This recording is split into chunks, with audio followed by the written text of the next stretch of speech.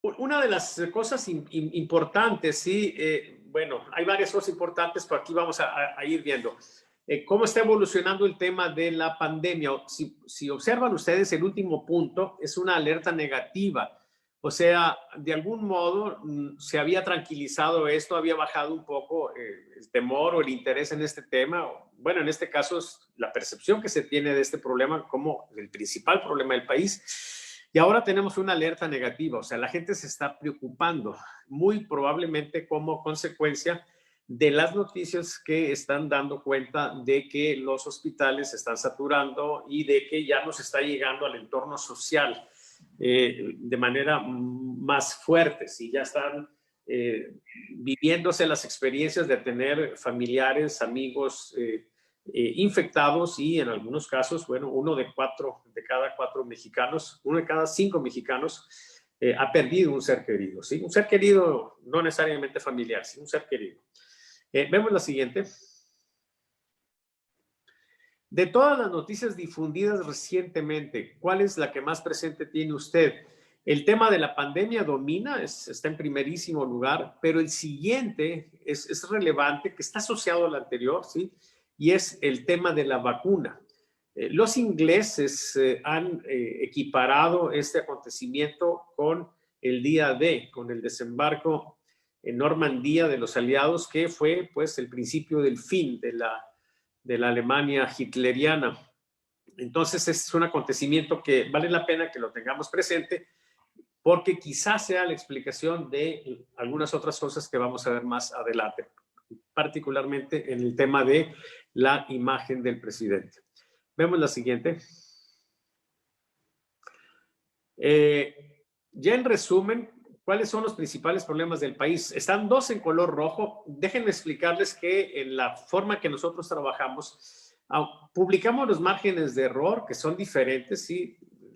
Hay muchas compañías que pretenden que hay un solo margen de error, o sea, cada estimación tiene un margen de error. Y nosotros, para simplificar las cosas, cuando ponemos un mismo color de fondo, significa que esos temas están en empate técnico. En este caso, entonces, ¿cuáles son los principales problemas? Pues los dos que están en rojo, la inseguridad y el tema de la pandemia. En segundo lugar está la economía, la corrupción, la falta de empleo, la delincuencia y el mal gobierno. La siguiente. La aprobación al presidente.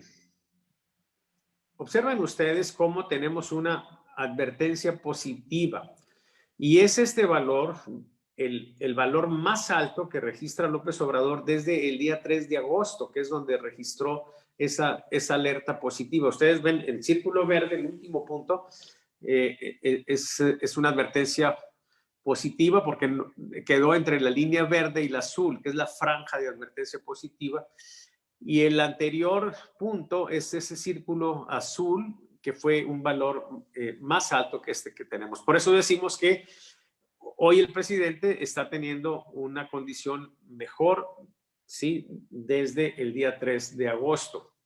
Ahora bien, es interesante observar el hipocentro, esto es los sectores sociales que hicieron posible esa advertencia positiva, la gente que está apoyando al presidente, son personas casadas de entre 7 y 11 años de estudios y los que están identificados con Morena. Quizá más interesante sea observar quiénes son o cuáles son los sectores sociales que no están participando de esta situación favorable para el presidente, o sea, los más reticentes, ¿sí? Los que no están tan entusiasmados, muchos de ellos están en contra.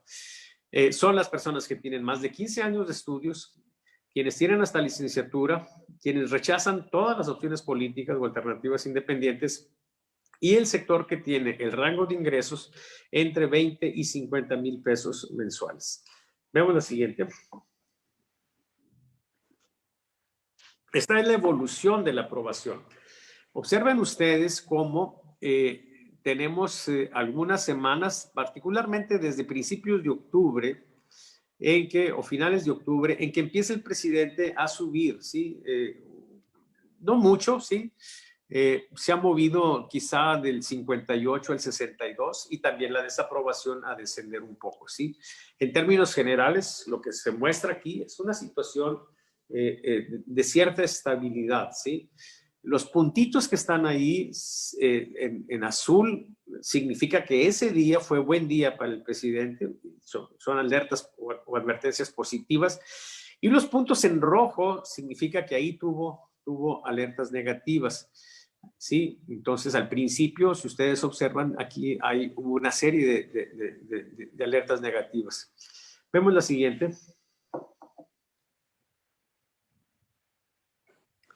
El porcentaje de calificaciones altas es muy interesante porque está muy asociado a la aprobación. Si los niveles de este indicador normalmente coinciden o son muy similares al porcentaje de aprobación. Y aquí lo interesante es que tenemos dos tipos de alertas. Uno es el último punto, que nos habla de una advertencia positiva, muy cercana a la alerta, casi rebasaba el límite. Pero además hay 5 puntos de manera consecutiva por encima de la línea central de este diagrama de control, ¿sí? Y eso nosotros lo llamamos una serie. ¿Qué significa eso? Que no solamente ha tenido una condición favorable en este día último, que fue antenoche, cuando medimos, sino que además es una mejoría que se ha consolidado para el presidente, ¿sí? O sea, no tenemos una situación de la medición de ayer, sino son mediciones cada semana, tenemos un mes que ha estado el presidente en una mejor condición. Y entonces tenemos dos tipos de hipocentros y de antihipocentros. Quizás sea más interesante ver los hipocentros de centro, porque son lo que nos da una situación más estable, más consolidada, que son los segundos cuadros, ¿sí? El segundo cuadro azul son las fortalezas del presidente. Esto es muy interesante para trazar estrategias y tácticas. Aquí, ¿qué es lo que tenemos? Pues que entre las fortalezas del presidente están la generación silenciosa, los que tienen 68 o más años, ¿sí? Justamente los que están recibiendo dinero. La gente de 0 a 6 años de estudios, ¿sí? La gente que no tiene internet, quienes aprueban la labor del presidente y quienes se sienten más identificados con Morena. Estos últimos dos sectores, bueno, pues son obvios, ¿sí? Los interesantes son los que tienen que ver con características demográficas, como las primeras, ¿sí? O sea, los mayores de 68, los que tienen de 0 a 6 años de estudios y los que no tienen internet. ¿Quiénes están en contra del presidente? ¿Quiénes no participaron de esta situación favorable para él? Los que tienen más de 15 años de estudios, los que trabajan fuera de casa, quienes sí tienen internet y quienes tienen ingresos entre 20 y 50 mil pesos mensuales. ¿Sí? La siguiente.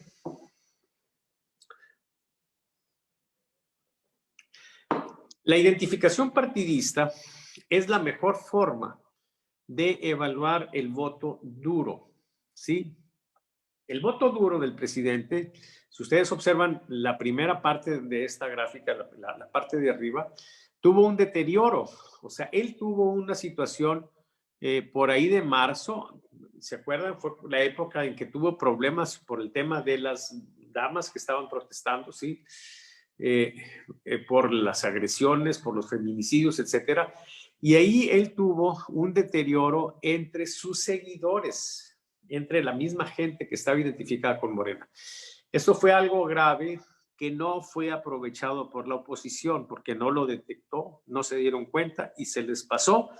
Y entonces pasó un periodo de estabilidad y ahora tiene una situación de recuperación. El presidente prácticamente ha recuperado todo lo que había perdido, ¿sí? Mientras que el PRI y el PAN aquí están entrelazados, ¿sí? Sin avanzar. Ese es el fenómeno, pues, que tenemos en el voto duro. El voto duro, ¿sí? Son los que están identificados con los partidos. Es duro, pero como podemos ver al principio, se puede ablandar, ¿sí? Pero para ello se requiere operación política inteligente. Vemos la siguiente. Aquí está el tema en boga, sí, la alianza, pues, que se ha formado. De hecho, nosotros modificamos la pregunta. Estamos diciendo, pues, que se ha formado una alianza entre PRI, PAN y PRD. Y le preguntamos a la gente si votaría por él. Y es 18.6% el porcentaje que en este momento dice que sí votaría por esa alianza. Vemos la siguiente.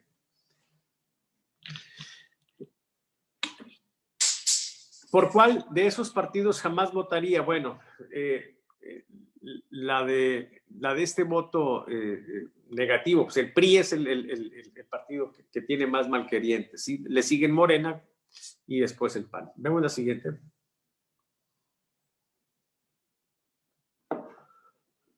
¿Por qué jamás votaría por Morena?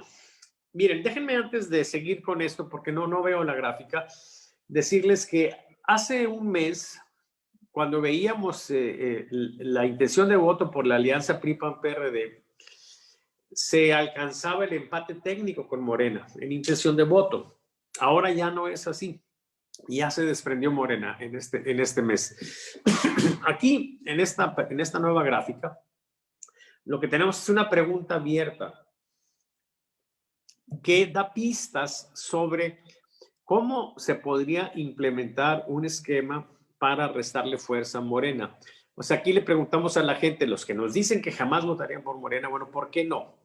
Y entonces la gente lo que nos dice es que no le gusta cómo trabajan. Sí, es una idea.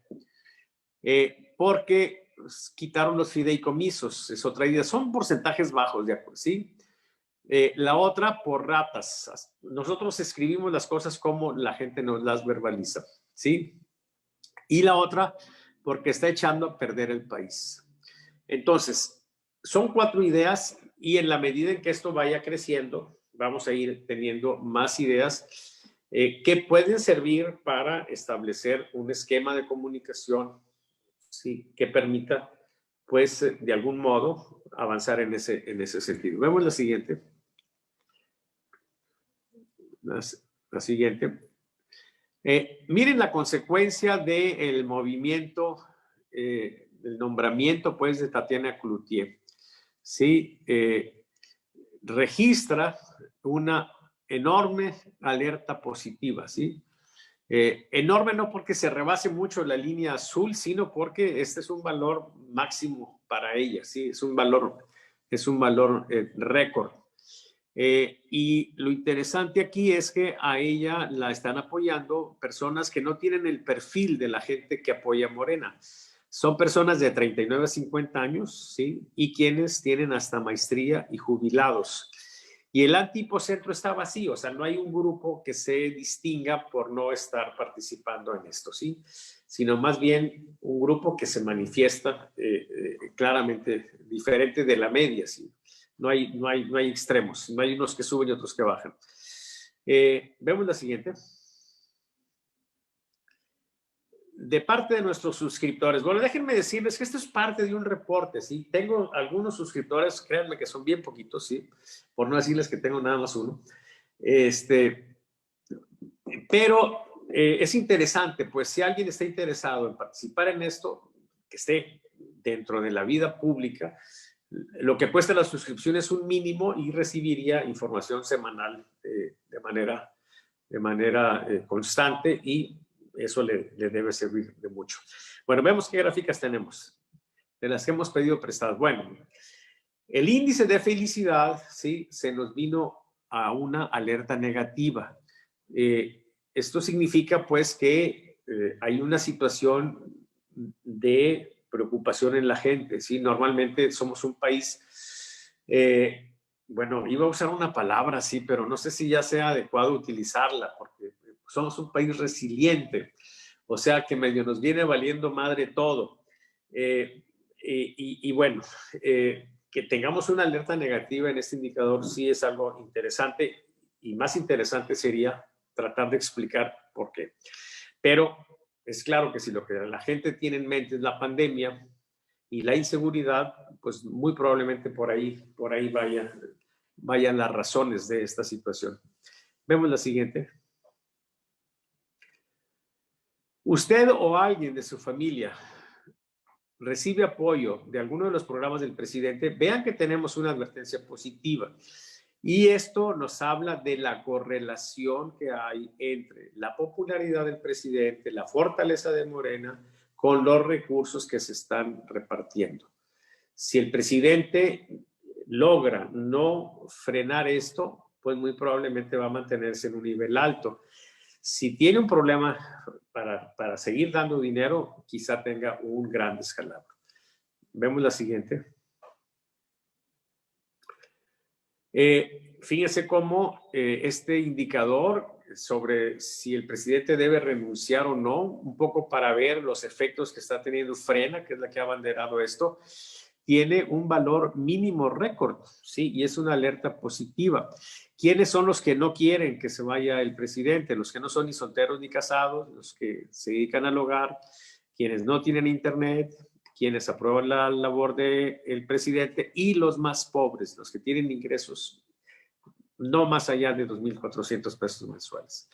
El antipocentro, los que no están en eso, sí son los que tienen más de 15 años de estudios y quienes desaprueban al presidente López Obrador. Vemos la siguiente.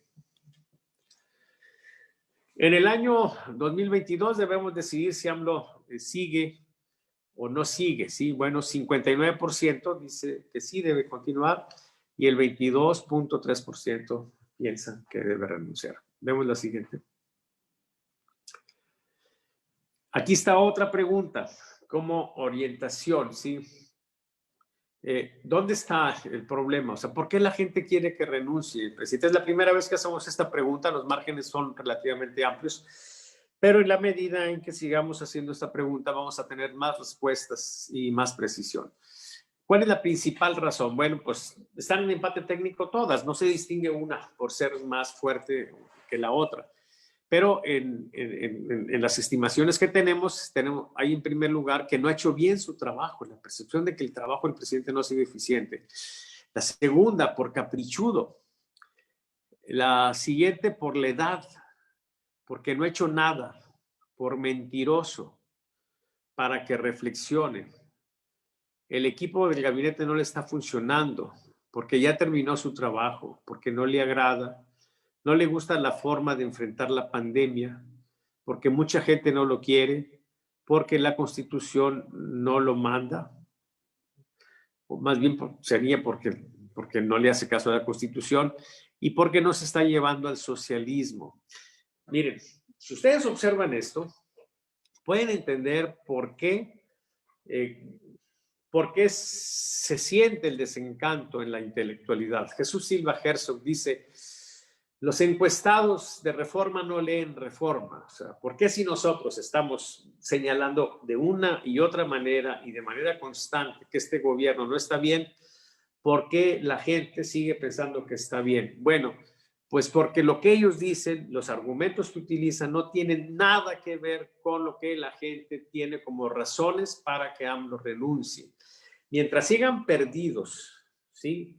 Mientras sigan perdidos, mientras sigan estando desconectados de este pueblo, entonces no van a lograr nada, ¿sí? Y van a seguir incluso fortaleciendo al presidente. Entonces, bueno, pues es claro que si siguen haciendo el tipo de encuestas que están haciendo, pues van a seguir perdidos, ¿sí? Y van a seguir manteniendo una situación de aparente liderazgo, ¿sí? Donde tenemos una intelectualidad que plantea cosas no compartidas con la gente, o sea, no son formadores de opinión, ¿sí? Son gente que ha fracasado en ese sentido y está fracasando y bueno, esto explica un poco por qué. Vemos la siguiente. Es todo, compañeros.